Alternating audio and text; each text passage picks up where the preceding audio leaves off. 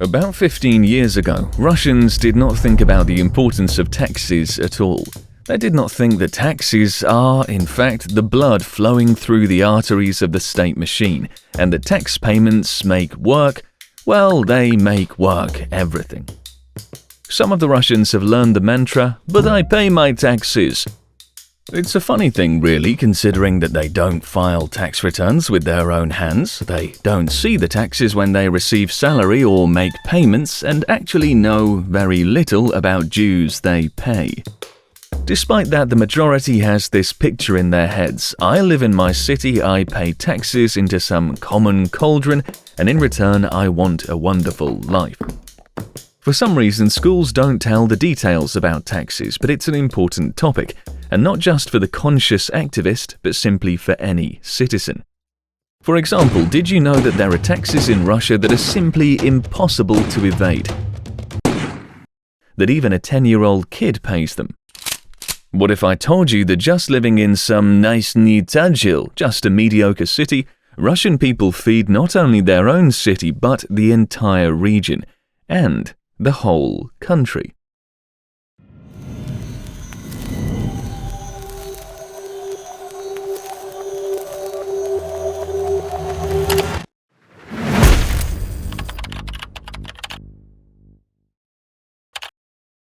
Well, first things first.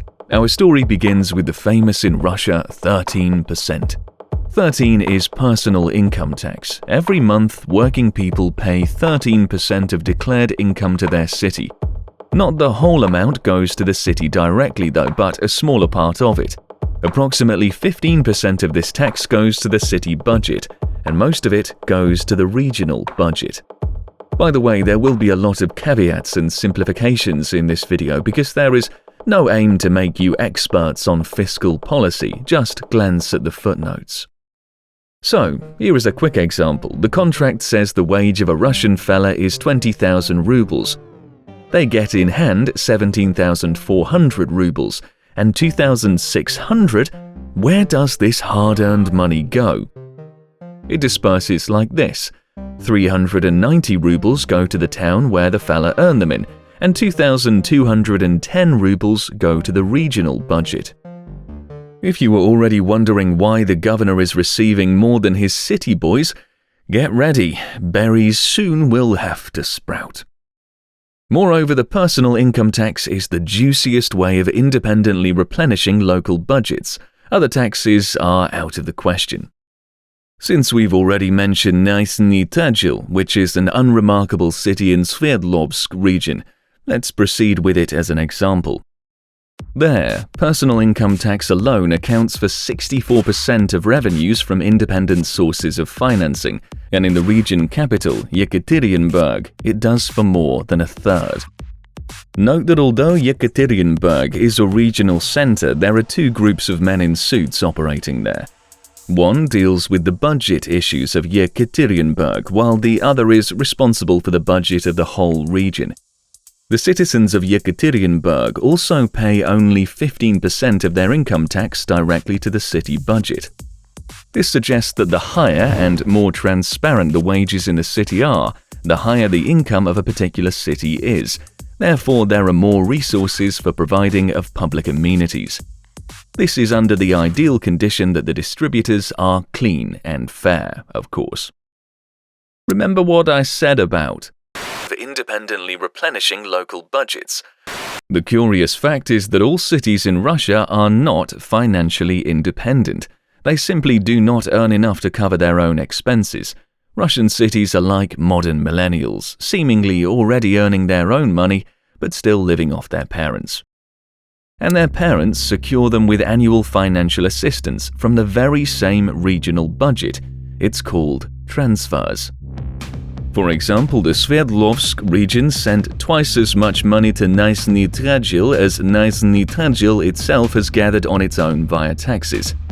Yekaterinburg looks a little more independent. The transfers are roughly equal to its income.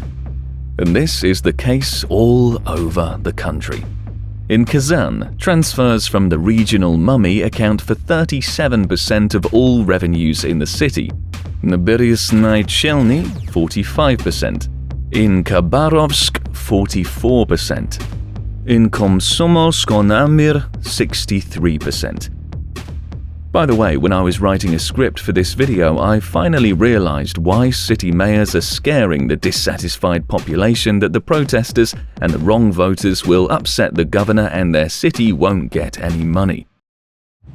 The mayor should not be in opposition to the government and the governor. That's no way to build a relationship with the government. The district suffers from opposition in the first place. Who stands to gain from it? You will be all proud and independent, but because of that, the district will not receive money and then develop. What good is that?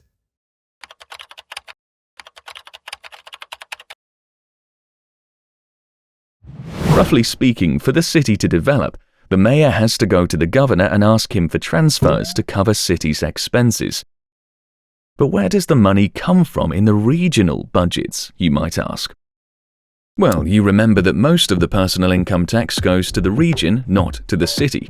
So it turns out that a substantial part of the region's income, somewhat between 20 to 40%, is actually personal income tax from all the cities in a particular region. But there's more to it. Personal income tax is only a tax on employees, but there is also a tax on the profits of the business in which this employee works. So, the cities do not receive anything from corporate income tax at all. It goes almost entirely to the region. Why almost? Because part of it goes to the federation level, but more on that later. The picture here is the same. It makes for 20 to 40% of the self-funding. It turns out that more than half of the sources of independent regional funding are these two taxes: the personal income tax of the common workers and the corporate income tax. The rest is spread out between a bunch of other taxes and levies. The most surprising thing is this. Just as the cities of Russia are not independent and need the support of the regions need the support of the federation. The federation is like a grandmother, the head of the clan. This grandmother sends money to her daughters' regions every year, and the daughters send money to their granddaughters' cities. This is how we have been living for the last 20 years. The regions have no money, they only suck it out from the Russia's center. What would we, rednecks and gyopniks from the regions, do without its help? But where did the money come from in the Russia's center itself?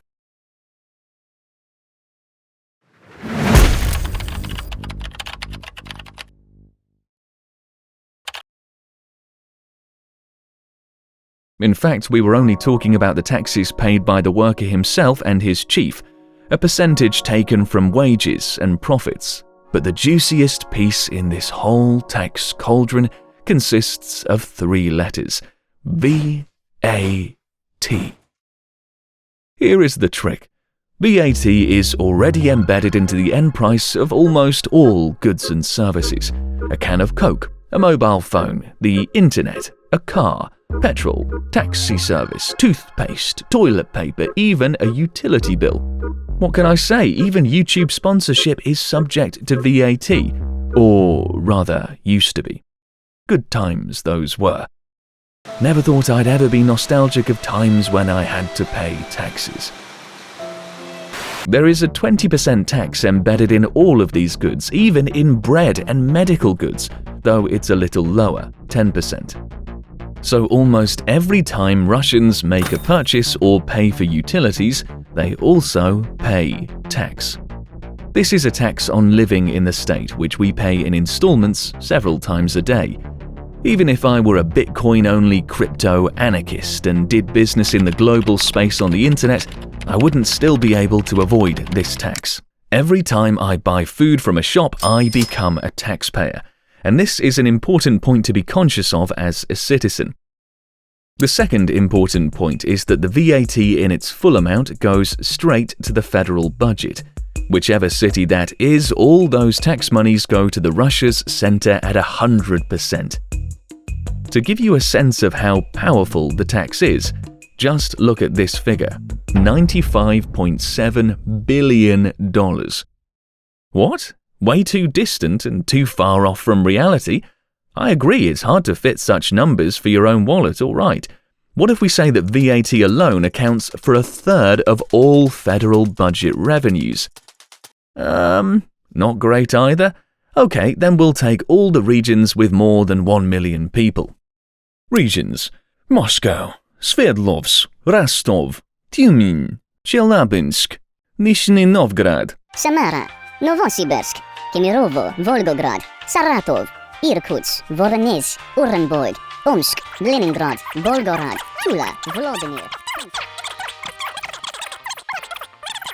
Snodar, Perm, Altai Krai, and Khanty-Mansiysk Autonomous District Yugra. So, it's 51 large constituent entities of the Russian Federation. Then let's look at their independent income, that is, all revenues except inter-budgetary transfers. So the entire income of these regions and all cities within regions consisting of all taxes, fees, duties, fines, generally everything, is comparable to the income of the Russia's center in only one item, VAT. It is now clear why the authorities have raised the tax by 2% in 2019, which the average worker simply does not see or feel. No big deal, right? They have raised it, but the Treasury will be receiving about $10.7 billion more a year. But not everyone realizes that this money will go to the Treasury, and not to the city treasury or the regional treasury, but to the federal treasury. The influence of VAT can be challenged by another tax invisible to working folk: Mining Resources Extraction Tax, MRET for short. As you know, Russia is an oil and gas country, lucky for us to have been born on black gold and all that. But in terms of budgetary policy, this tax also belongs 100% to the center. I mean, the users of the deposits that are ultimately developed in the regions pay this MRET, and of course it ultimately affects petrol price, natural gas price, and the price of all goods in general. But this tax does not stay in the region, not even for a moment. It fully goes to the center and makes up another good third of the federal revenues. By the way, one Duma member, a member of parliament that is, tried to push such a message, saying, "Guys, maybe you should not take all the money, leave at least 30% in the regions." He argued his proposal as follows. Increasing the Russian regions' own tax revenues will increase their own revenue base of the regions where mineral deposits are located and reduce the subsidization of regions from the state budget. The center did not welcome this idea. In fact, the Duma member wanted to restore the balance between revenue sources for regions. Now the balance is disturbed. Over the past 10 years, the share of regional budgets in tax revenues has fallen from 60% to 44%. The regions of the Federation don't even have money for priority expenditures. They have to constantly borrow money from banks. Over the same 10 years, the total public debt of the regions has grown from $16 billion to $40 billion.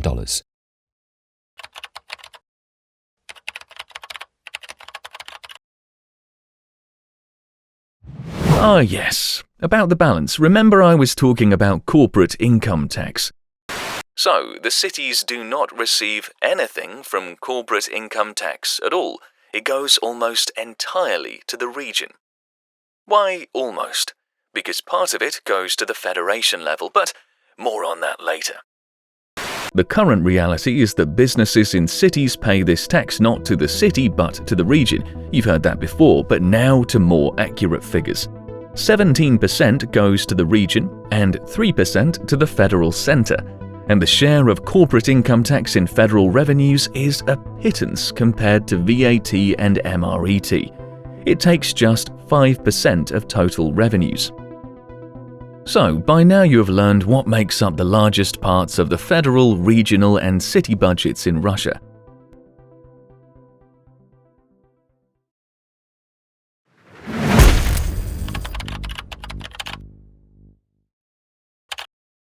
The whole essence of the budget system in Russia is that the cities are dependent on the regions and the regions are dependent on the federal centers.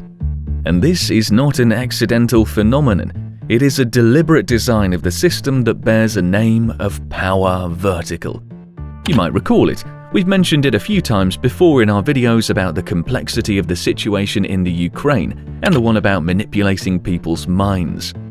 However, the deeper look into what power vertical is and how it works is yet to come. In the 2000s, Russian cities had more autonomy because they kept 50% of the personal income tax, not 15% as it is now. Moreover, they kept 50% of the corporate property tax. We haven't talked about this one. Now 100% of this tax goes to the region. By the way, corporate income tax was also a bit left in the center, but back then the tax rate was 30% in total, and as much as 11% went to the federation, but now the center receives only 3%. Yes, it sounds like the federation seems to have reduced its claim on the money, but along with that, it was at that point that they decided to take away VAT and MRET completely in favor of the federation. It seems strange for us now, but 20 years ago the city and region were entitled to get some of the juiciest pieces of the pie. These taxes remained in the local budgets, but then the federation took that right away. Some see such a system as a positive one. After all, not all regions are actually equal. If the regions get full autonomy, Tatarstan and the Khanty-Mansi Autonomous District will be swimming in money because of the mineral extraction tax, Moscow and St. Petersburg because of VAT, and some Chechnya, Dagestan and the Crimea will drown in poverty because they just live only thanks to interbudgetary transfers. But no one is talking about full self-service. Perhaps, as before, it would be enough to leave only a part of the VAT and MRET to the regions. Well, because the outcome of the current tax centralization is this. If in 1998 the revenues of the regions of the Federation were 57% to 43%, by 2012 they dropped to 30% to 70%. In other words, all the regions and cities earned 30% of the total pie in taxes, and the Federation alone, albeit a big one, earned 70%. Closer to our time, the situation has slightly leveled off, but still the income of the Federation is more than half. In fact, the regions also include the city of Moscow, which has to be considered separately. And guys, if you could make it through this episode, if you want to know why Moscow is many times richer than the rest of Russia, then write comments and share this video. That way you'll help the YouTube algorithms push the video, and you'll show us the idea to tell you about how Russian governance system works was not in vain. Believe me, I myself am still in a slight shock about how things are organized over here, and I think you all need to know where, in what system Russian people live. In this video, we told you only about a part of this system. The rest depends on your reaction. I would like to wrap up this video with a lovely quote from the website of the Astrakhan region. When you move money from pocket to pocket in the hope of making a profit out of the process, that is something in the realm of psychiatry. When the state does the same, it is the realm of budgetary policy. Now, we extend our huge thank you to our supporters on Patreon. Cheers for staying with us and helping us do what we do. Hit the like button, share this video and throw a word or two in the comments. And I'm the researcher.